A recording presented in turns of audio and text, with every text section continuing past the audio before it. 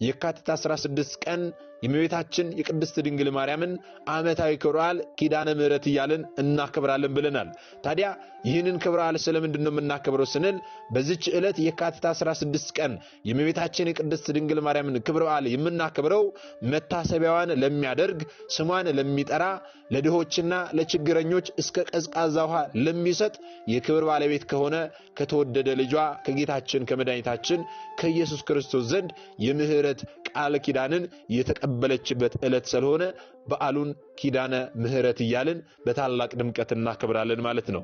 ታዲያ እመቤታችን ቅድስት ድንግል ማርያም ይህንን የምህረት ቃል ኪዳን እንዴት ነው የተቀበለችው የሚለውን ስንመለከት እንደ ዛሬቱም እንደ የካቲት 16 ቀን በጎልጎታ ቦታ ቆማ ወደ ልጇ እንዲህ ብላ ለመነች። ልጄ ሆይ አለች፣ በእግዚአብሔር አባት በክርስቶስ ስም ካንተ ጋርም ሕልው በሆነ አጽናኝ መንፈስ ቅዱስ እማጸንሃለሁ። ዓለም ሁሉ ሊሸከምህ የማይችል ሲሆን 9 ወር ከ5 ቀን በተሸከመች ማኅፀኔ እማጸንሃለሁ። ልጄ ሆይ ያለ ሕማም ያለ ድካም ከኔ በመውጣት በመወለድ ባሳደጉ ጡቶቼ በሳሙ ከንፈሮቼ ባቀፉ እጆቼ ካንተ ጋር በተመላለሱ እግሮቼ እማጸንሃለሁ። በውስጡ በተኛህበት በረት በተጠቀለልክበት ጨርቅ እማጸንሃለሁ። የምወድህ ልጄ ሆይ በልቦናዬ ያለውን ሁሉ ትፈጽም ዘንድ የልመናዬን ቃል ሰምተ ወደኔ ትመጣ ዘንድ ወደ አንተ ፈጽሜ እማልዳለሁ። የብርሃን እናቱ እመቤታችን ድንግል ማርያም እንዲህ ብላ በጸለየች ጊዜ እነሆ ጌታችን መድኃኒታችን ኢየሱስ ክርስቶስ ወረደ፣ ከእርሱም ጋር አእላፍ መላእክት ነበሩ። በዙሪያውም ሆነው ያመሰግኑታል። እርሱም እናቴ ማርያም ሆይ ምን ላድርግልሽ አላት። አስተውል እግዚአብሔር ቤተሰቦች፣ ምን ላድርግልሽ፣ ምን እንዳደርግልሽ ነው የምትሽው አላት። እመቤታችንም ለተወዳጅ ልጇ እንዲህ ብላ መለሰችለት። ልጄ ወዳጄ ጌታዬ ሆይ ፈጣሪ ሆይ አለኝታዬ ሆይ መጠጊያዬ ሆይ በእናቴ ማኅፀንም ሳለው ባንተ ጸናው፣ አንተም ጠበከኝ። ሁልጊዜም ስም አጠራሪ አንተነ። አሁንም ጸሎቴንና ልመናዬን ስማኝ፣ ቃሌንም አድምጥ። እኔ እናትህ እኔም አገልጋይህ የምለምንህ ይህ ነው።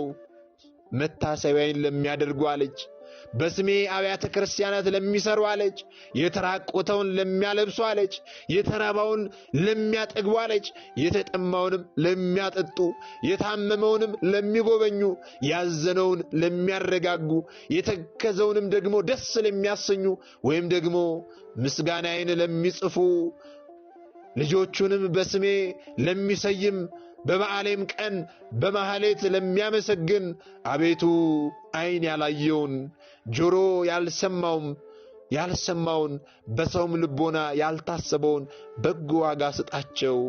በአማላጅነቴም የሚታመነውን ሁሉ ከሲኦል ነፃ አድርገው። ካንተ ጋር የደረሰብኝን ረሃቡን፣ ጥማቱን፣ መከራውን ሁሉ አስባለችው።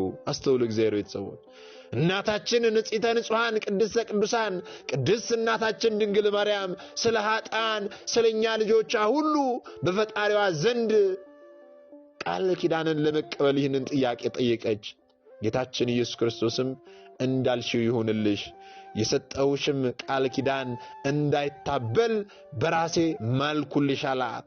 በዛሬዋ ዕለት እመቤታችን ቅድስት ድንግል ማርያም ለኛ ለኃጥአን ልጆቿ ለዘላለም ምሕረትን የሚያሰጥ ከሲኦል ከገሃነመ እሳትም ሊያድንን የሚችልን ቃል ኪዳንን ተቀበለች።